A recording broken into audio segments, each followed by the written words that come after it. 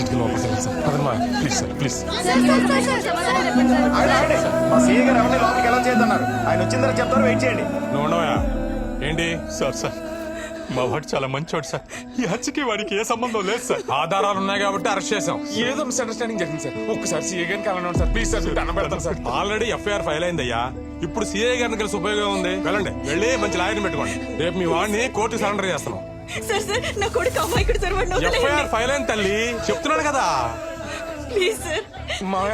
ఎవరైనా నువ్వు పెద్ద లాయర్ని వెళ్తామా? అప్పుడు వాళ్ళే మనం వదిలేస్తాం.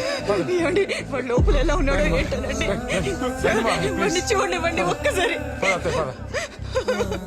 ఏమండి చెప్పండి. లార్డ్, పౌర హక్కుల సంఘం నేత రాజ్ గోపాల్ గారి మర్డర్ కేసులో ప్రైమ్ సస్పెక్ట్ కింద బండి సూర్యప్రకాష్ సన్న బండి సత్యనారాయణని పోలీసులు కోర్టుకు హాజరుపరిచారు. మా వాడికి ఏం తెలియదు మేడం. వాడు అమాయకుడు. వీళ్ళే కావాలని ఇదంతా చేస్తున్నారు.